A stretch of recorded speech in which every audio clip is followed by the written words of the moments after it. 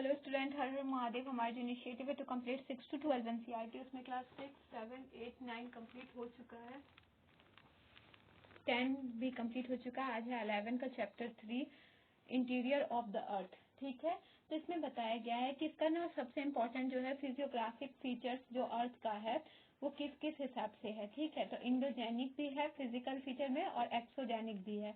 देखो, इंडोजेनिक क्या है? जो ना सरफेस के ऊपर एक्ट करता है, जो भी सरफेस के ऊपर जो भी काम हो रहा है वो इंडोजेनिक प्रक्रिया है, और जो एक्सोजेनिक है वो सरफेस के अंदर काम कर रहा है। ठीक है, देखो, डायरेक्ट सोर्स से हम सबको किस किस चीज से इंटीरियर ऑफ अर्थ के बारे में पता चलता है, अर्थ के नीचे क्या क्या है उसके बारे में हम सबको डायरेक्ट सोर्स भी है और इनडायरेक्ट सोर्स भी है। डायरेक्ट सोर्स क्या क्या है? जैसे माइनिंग अगर किया जाएगा उससे डायरेक्ट सोर्स से पता चलता है, सरफेस माइनिंग से, डीप ओशियन ड्रिलिंग से, ये सब डायरेक्ट सोर्स है। फिर इनडायरेक्ट सोर्स है जैसे कि डेंसिटी हो, मैटर्स हो, ग्रेविटेशनल फोर्स हो। ठीक है, ये सब इनडायरेक्ट सोर्स है। तो डायरेक्ट सोर्स जो है उसमें बताया गया है कि ना उसमें बताया जाता है कि किस किस तरीके से होता है, और इनडायरेक्ट सोर्स में बताया जाता है कि किस किस तरीके से होता है। जैसे वो डीप माइनिंग हुआ तो वो डायरेक्ट सोर्स है, सरफेस माइनिंग भी डायरेक्ट सोर्स है, और डीप ओशन ड्रिलिंग। और जो इनडायरेक्ट सोर्स है उसमें डेंसिटी आता है। इसमें बताया जाता है कि जियोलॉजिस्ट देखते हैं सैंपल रॉक का कि कितने डेप्थ तक ना सैंपल रॉक का एक जैसा है। ठीक है, उसमें डायरेक्ट सोर्स में जो सबसे डेंसिटी के हिसाब से देखा जाता है। मैटर्स में देखा जाता है कि ना इसमें बताया जाता है कि सेम मटेरियल कितना दूर तक है अर्थ में। ठीक है, जियोलॉजिस्ट ये चीज को भी देखते हैं। ग्रेविटेशनल फोर्स के हिसाब से देखते हैं कि जो डायमीटर है अर्थ का वो इक्वेटर के पास कितना है और पोल्स के पास कितना है। जो इसका जो डिफरेंस होता है वो उसको बताया जाता है। डेंसिटी डिफरेंस करता है रॉक का, और फिर ग्रेविटेशनल फोर्स का भी। ठीक है, फिर मैग्नेटिक सरफेस सर्वे भी होता है, स्टे ट्यून टिल चैप्टर 4। ठीक है, सिस्मिक एक्टिविटी से भी हम सबको पता चलता है कि अर्थ के क्रस्ट में क्या क्या है। ठीक है, सिस्मिक एक्टिविटी जो होता है उससे भी पता चलता है, क्योंकि इससे ना ब्रेक डाउन हो जाता है और इससे क्या होता है, मूवमेंट पता चलता है कि कौन सा एनर्जी जो वेव्स के तौर पे निकलता है, और जो एनर्जी रिलीज होता है वो फोकस होता है, और जो जहाँ पे वो सबसे मतलब जिस अर्थक्वेक का जहाँ पे फोकस होता है, देखो नीचे होता है फोकस और एपी सेंटर ऊपर में होता है। जहाँ पे पृथ्वी में वो चीज को पाया जाता है वहाँ पे एपी सेंटर होता है। ठीक है, अब देखो अर्थक्वेक में ना दो वेव्स होते हैं। पहला होता है अर्थक्वेक के वेव्स होते हैं, बॉडी वेव्स होते हैं और सरफेस वेव्स होते हैं। बॉडी वेव्स क्या होता है कि ना जो वेव ना ट्रेवल करता है direct through the body of earth, body of earth के थ्रू जो डायरेक्ट ट्रेवल करता है उसको बॉडी वेव कहते हैं। और बॉडी वेव ना इंटरेक्ट करता है सरफेस वेव से और जनरेट करता है सरफेस वेव को। ठीक है, सिस्मोग्राफ ना स्टडी बताता है मैग्नीट्यूड के बारे में कि कितना अर्थक्वेक है। ठीक है, अर्थक्वेक में पी वेव्स भी होते हैं और एस वेव्स भी होते हैं। पी वेव ना फास्टर होता है अराइव करने में, और ये ना लार्जर होता है अराइव करने में एस वेव। ठीक है, और फिर ना पी वेव जो है ना वो सॉलिड लिक्विड गैस सब में ट्रेवल कर सकता है, पर एस वेव जो है ना वो सॉलिड और गैस में ट्रेवल कर सकता है, लिक्विड में नहीं कर सकता है। पी वेव वाइब्रेट करता है लॉन्गिट्यूडनली, और जबकि एस वेव किस पेंडिकुलर टाइप से वाइब्रेट करता है। ठीक है, देखो ये है पी वेव हुआ और ये एस वेव हुआ। ठीक है, तो वो उस हिसाब से करता है। तो फिर जो ग्रेटर डेंसिटी है डिफरेंस करता है मटेरियल में पी वेव में, और फिर ना इसमें ना क्रेस्ट पे मटेरियल डिफरेंस करता है। इसका जो शैडो रीजन होता है 105 to 145 होता है, और जबकि एस वेव का होता है 105 डिग्री। ठीक है, अब ये बताया गया है कि पी वेव्स एस वेव से कैसे अंडरस्टैंड करते हैं अर्थ के बारे में। ठीक है, सिस्मोग्राफ में लोकेट करता है 105 डिग्री, कैप्चर्ड बोथ पी और S wave. Seismograph located beyond 105 deg till 145 deg captured neither P waves nor as waves beyond 145 degree. Only P waves were observed with waves change their direction due to density difference refraction of waves. 105 के बाद ना सिर्फ ना P waves ही रहता है, 105 के बाद ना S waves नहीं रहता 145 तक। ठीक है, वो सिस्मोग्राफ से पता चलता है। Crust, continental crust, granitic, ocean crust, basaltic. ठीक है, अब देखो क्रस्ट के बारे में बता रहा है कि क्रस्ट से कैसे पता चलता है।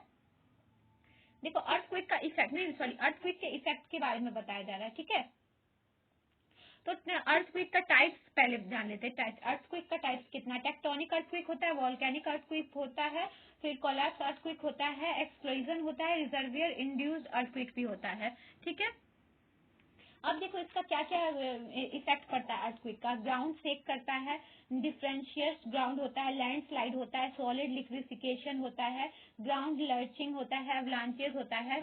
और फिर यहाँ पे क्या होता है, कुछ कुछ ऐसा होता है जहाँ पे ना हटाया जा सकता है, बिल्डिंग गिर जाता है, इसकी वजह से सुनामी आता है।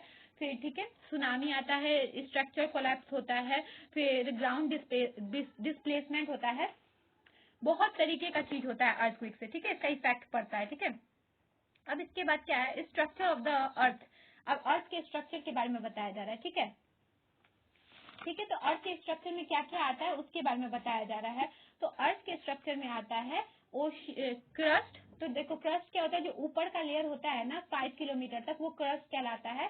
ये कॉन्टिनेंटल क्रस्ट जो होता है वो 30 किलोमीटर से 70 किलोमीटर का होता है। जो डेंसिटी है ओशियन क्रस्ट का वो ग्रेटर होता है कॉन्टिनेंटल क्रस्ट के तौर पे। ठीक है, फिर क्या होता है, मेंटल होता है। मेंटल होता है स्टेनोस्फेयर के, और फिर 200 किलोमीटर का जो सेमी मोल्टन स्टेट होता है। स्टेनोस्फेयर और crust together combines to form lithosphere, ये स्टेनोस्फेयर है। फिर मैग्मा होता है, मैग्मा जो वोल्केनिक ऑरिजिनेट करता है लिथोस्फेयर पे, वो आता है।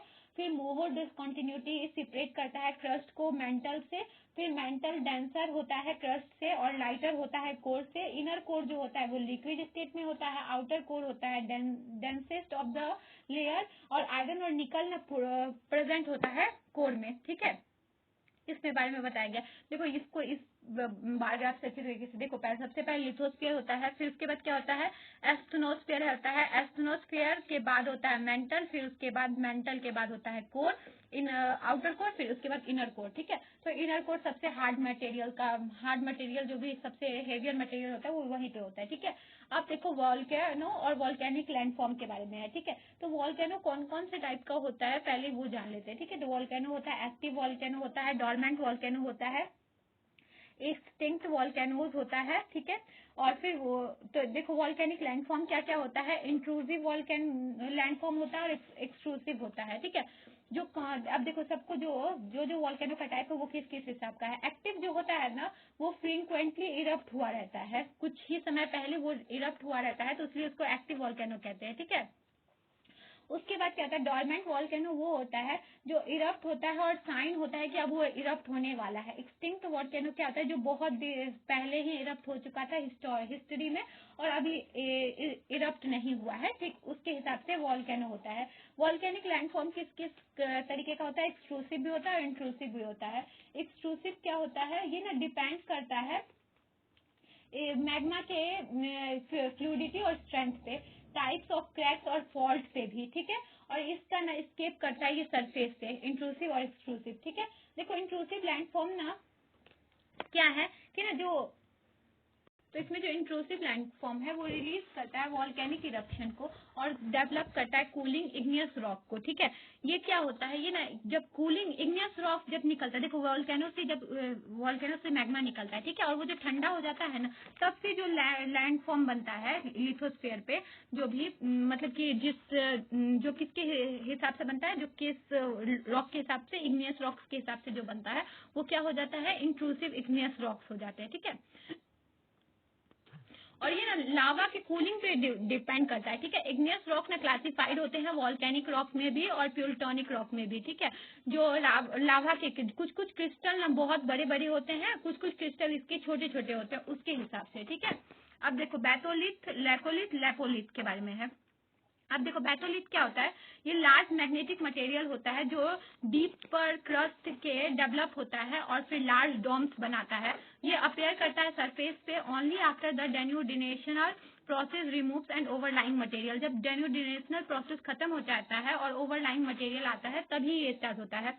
लार्ज एरिया और at time assume depth that may be several kilometre. These are granitic bodies. Bacoliths are cooled portion of magma chamber. ये क्या होता है, cooled portion होता है magma chamber का।